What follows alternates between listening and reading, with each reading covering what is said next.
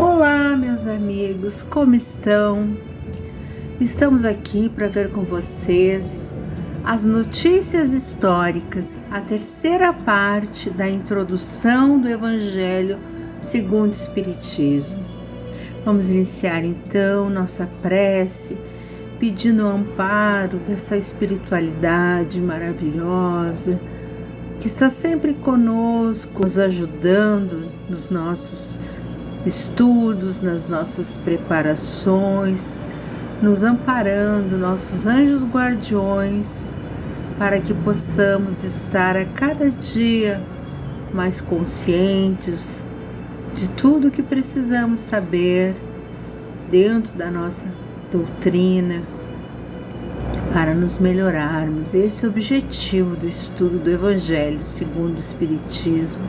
Então pedimos o amparo de Deus, de Jesus e de todos os amigos espirituais. O objetivo deste conteúdo é explicar as notas históricas presentes no Evangelho segundo o Espiritismo, conforme abordado pelo codificador Allan Kardec. Antes de entrar no estudo do Evangelho propriamente dito, Kardec tomou cuidado de fazer várias explicações preliminares. Ele introduziu o tópico das notas históricas para esclarecer alguns termos e povos mencionados nas mensagens de Cristo, que não compreenderíamos em seu verdadeiro sentido, afirmando que compreender o significado dessas palavras é fundamental para entender corretamente alguns ensinamentos de Jesus que à primeira vista poderiam parecer estranhos. Passemos ao próximo slide. Kardec começa essa parte explicando sobre os samaritanos, que são mencionados na conhecida parábola do bom samaritano e na história da mulher samaritana no poço. Esclarece que após a separação das 12 tribos, Samária, ou Samaria, como alguns chamam, tornou-se a capital. A separação das 12 tribos refere-se ao período após a saída dos israelitas do Egito, quando eles vagaram pelo deserto e receberam as tábuas com os ensinamentos divinos. Podemos relacionar esse episódio com o conceito dos estágios da evolução dos espíritos, mencionando espíritos impuros, espíritos bons e espíritos perfeitos, conforme descrito no Livro dos Espíritos. Então, no slide diz o seguinte: após o cisma das 10 tribos, Samaria se constituiu a capital do reino dissidente de Israel, destruída e reconstituída várias vezes. Tornou-se sob os romanos a cabeça da Samária, uma das 4 divisões da Palestina. Os samaritanos estiveram quase constantemente em guerra com os reis de Judá. Aqueles, para tornarem maior a cisão e não terem de vir a Jerusalém pela celebração das festas religiosas, construíram para si um templo particular e adotaram algumas reformas. Somente admitiam o Pentateuco, que continha a lei de Moisés, e rejeitavam todos os outros livros que a esse foram posteriormente anexados. Para os judeus ortodoxos, eles eram heréticos, portanto desprezados, anatematizados e perseguidos. Ainda hoje se encontram samaritanos em algumas regiões do Levante, particularmente em Nablus e em Jafa. Observam a lei de Moisés com mais rigor que os outros judeus e só entre si contraem aliança. Após explicar sobre os samaritanos, Kardec prossegue em suas notas históricas, então abordando a questão dos judeus e hebreus. Ele esclarece que os judeus são descendentes das tribos de Judá e Benjamim, enquanto os hebreus são o conjunto das 12 tribos de Israel.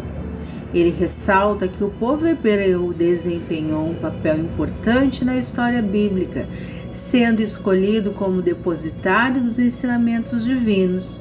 No entanto, Kardec destaca que o Espiritismo não faz distinção entre judeus, hebreus ou qualquer outro povo, pois para a doutrina espírita todos são filhos de Deus, sujeitos às mesmas leis e oportunidades de evolução espiritual. Ao trazer essas explicações históricas, Kardec busca fornecer um embasamento para compreender o contexto em que as mensagens espirituais foram transmitidas e como elas se relacionam com a proposta de evolução espiritual trazida pelo Espiritismo.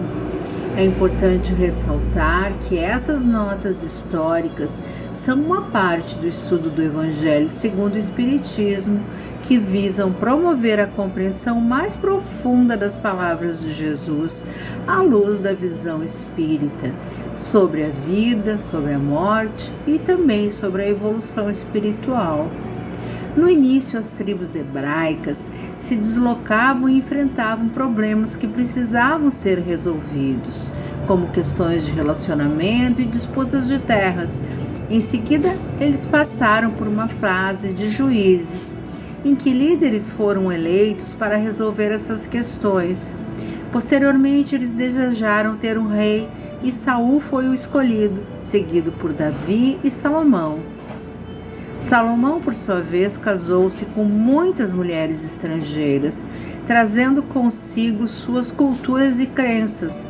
Após a morte de Salomão, o reino foi dividido.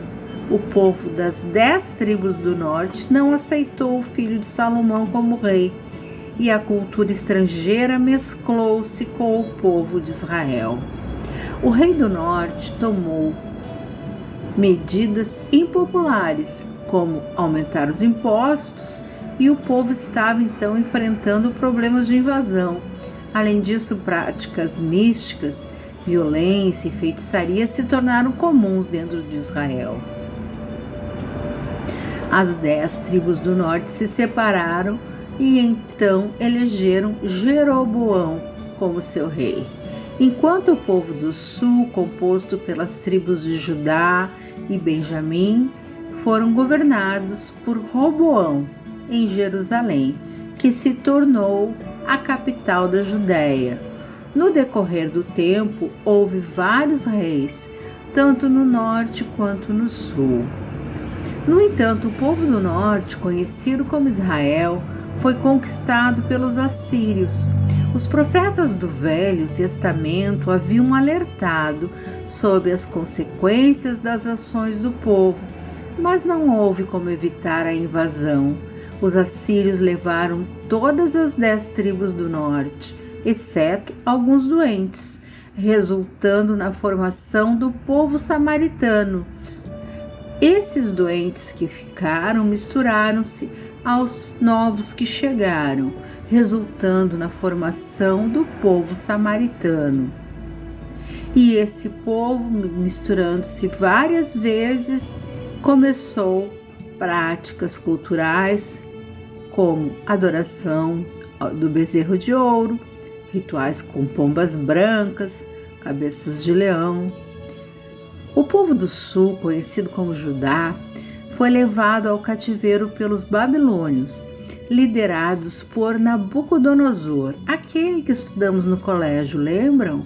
Após 70 anos, o Império Persa, comandado por Ciro II, libertou o povo judeu e permitiu que eles retornassem a Jerusalém. No entanto, quando voltaram, perceberam uma grande diferença entre o sul e o povo samaritano. No contexto do Novo Testamento, é importante observar que as diferenças e conflitos entre os judeus e os samaritanos persistiram. Os judeus desprezavam e amaldiçoavam os samaritanos, considerando-os uma raça impura e inaceitável aos olhos de Deus. Os samaritanos, por sua vez, seguiam apenas o Pentateuco, os 5 primeiros livros do Antigo Testamento, enquanto os judeus adicionaram centenas de mandamentos baseados em tradições. Durante o tempo de Esdras e Neemias, líderes judeus importantes, houve restrições e proibições de reuniões com os samaritanos. Os judeus viam os samaritanos como uma raça adoradora de múltiplos deuses e inaceitável para Jeová. Portanto, quando Jesus começou a pregar e realizar milagres, muitos o consideravam possuído por demônios, por se associar aos samaritanos. O nome dado na antiga lei aos judeus que faziam voto perpétuo ou temporário de guardar perfeita pureza era nazarenos.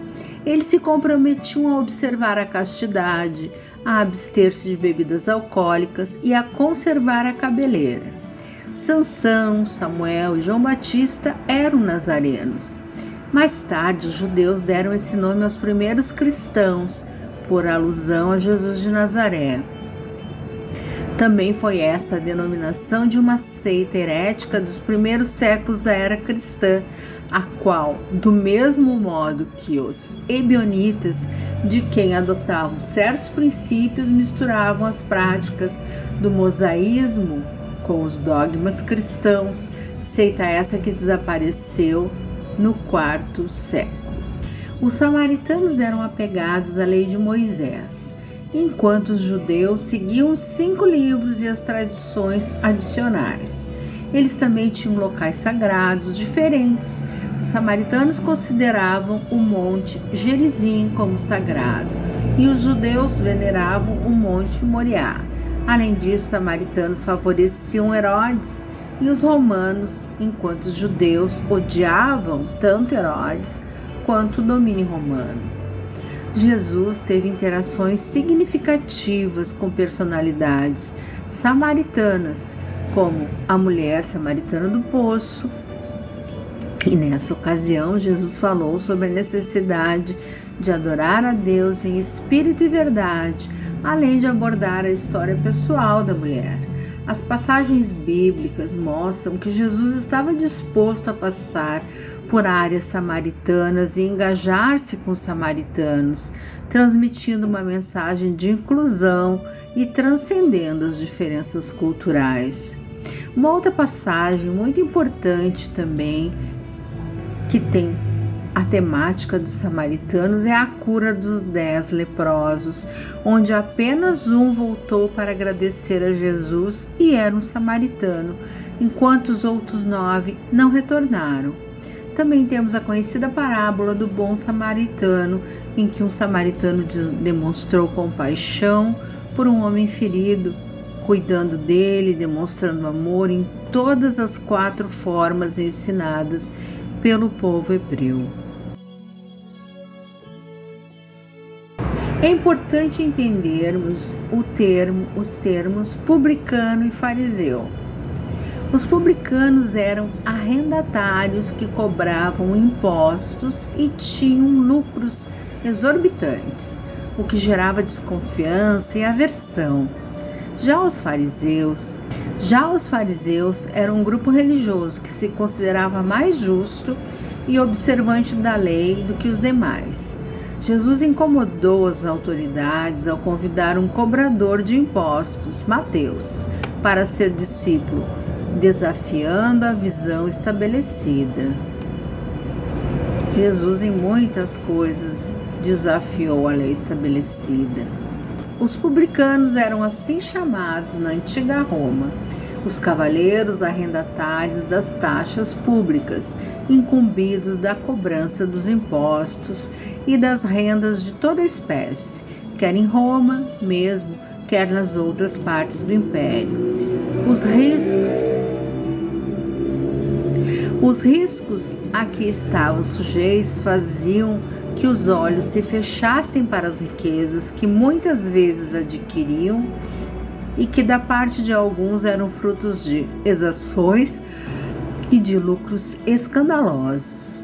Hoje, esse termo publicano se emprega em sentido pejorativo para designar os financistas e os agentes pouco escrupulosos de negócios. De toda a dominação romana, o imposto foi o que os judeus mais dificilmente aceitaram e o que mais irritou eles. Daí nasceram várias revoltas, fazendo-se, no caso, uma questão religiosa por ser considerada contrária à lei. Constituiu-se mesmo um partido poderoso, cuja frente se pôs um certo Judá, apelidado o Gaulonita, tendo por princípio o não pagamento do imposto.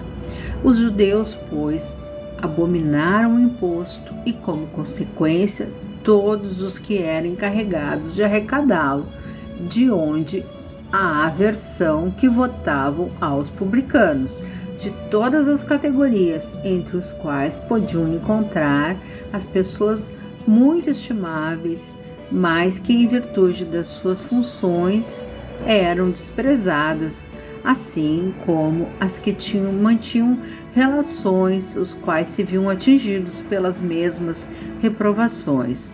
Os judeus de destaque consideravam um comprometimento ter com eles algum tipo de intimidade. Em relação aos publicanos, Jesus mostrou que a salvação também poderia alcançar aqueles que eram considerados pecadores e marginalizados pela sociedade. E quando Zaqueu, um cobrador de impostos, reconheceu suas ações injustas e decidiu repará-las, Jesus afirmou que a salvação tinha entrado em sua casa. Esses exemplos nos ensinam como o amor, compaixão e inclusão presentes nos ensinamentos de Jesus, independentemente das divisões sociais e preconceitos existentes na época.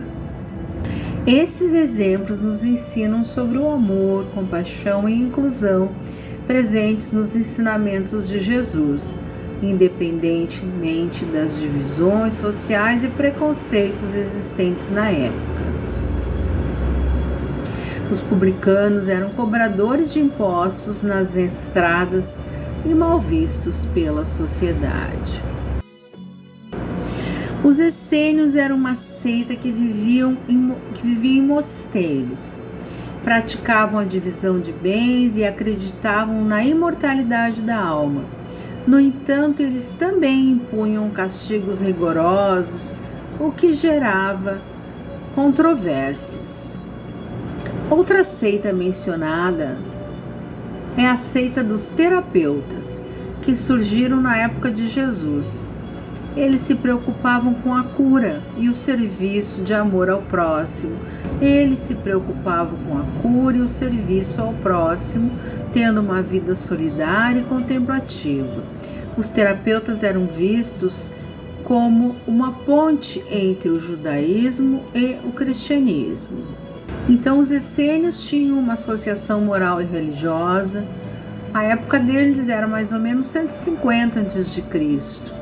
Não tomaram parte nas querelas de fariseus e saduceus, tinham princípios morais, ensinavam amor a Deus, ao próximo, imortalidade, ressurreição, e seus costumes eram brandos e as suas virtudes eram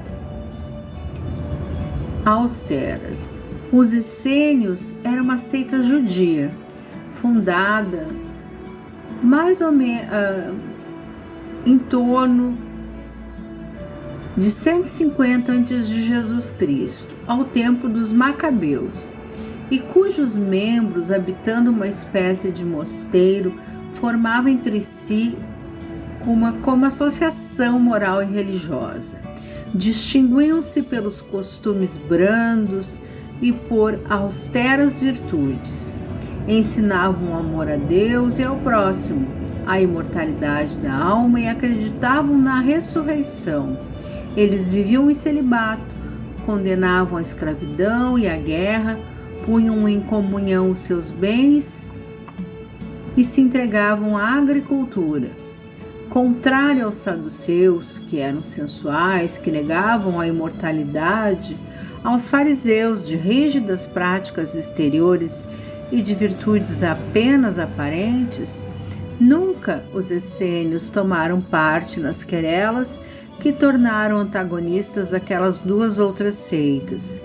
Pelo gênero de vida que levavam, assemelhavam-se muito aos primeiros cristãos, e os princípios da moral que professavam induziram muitas pessoas a supor que Jesus, antes de dar começo à sua missão pública, lhes pertencera à comunidade. É certo que ele há de tê-la conhecido, mas não existe prova de que houvesse se filiado, sendo, pois, hipotético tudo quanto a esse respeito se escreveu. Os terapeutas. Os terapeutas, do grego terapeutai, ou seja, formado de terapeutei, servir, cuidar, isto é, são os servidores de Deus ou curadores, eram sectários judeus contemporâneos do Cristo, estabelecidos principalmente em Alexandria, no Egito. Tinham muita relação com os essênios, cujos princípios adotavam, aplicando-se como esses últimos à prática de todas as virtudes. Eram de extrema frugalidade na alimentação. Também eram celibatários, votados à contemplação e vivendo vida solitária. Constituiu uma verdadeira ordem religiosa. Filon, filósofo judeu platônico de Alexandria, foi o primeiro a falar dos terapeutas, considerando-os uma seita do judaísmo. Eusébio, São Jerônimo e outros pais da igreja pensam que eles eram cristãos. Fossem tais ou fossem judeus, o que é evidente é que, do mesmo modo que os essênios, eles representam o traço de união entre o judaísmo e o cristianismo. Os escribas é uma palavra que vemos muito também dentro do Evangelho. É o nome dado, a princípio, aos secretários dos reis de Judá e a certos intendentes dos exércitos judeus. Mais tarde foi aplicado especialmente aos doutores que ensinavam a lei de Moisés e a interpretavam para o povo. Os escribas faziam causa comum com os fariseus, de cujos princípios partilhavam, bem como da antipatia que aqueles votavam aos inovadores. Daí o envolvê-los Jesus na reprovação que lançava aos fariseus. Os portageiros eram os arrecadadores de baixa categoria, incumbidos principalmente da cobrança dos direitos de entrada nas cidades. Suas funções correspondiam mais ou menos à dos empregados de alfândega e recebedores dos direitos de barreira. Compartilhavam da repulsa que pesava sobre os publicanos em geral. Essa é a razão porque no Evangelho se depara frequentemente com a palavra publicano ao lado da expressão gente de má vida. Então temos aqui o quadro dos fariseus, dos saduceus e dos essênios que já falamos.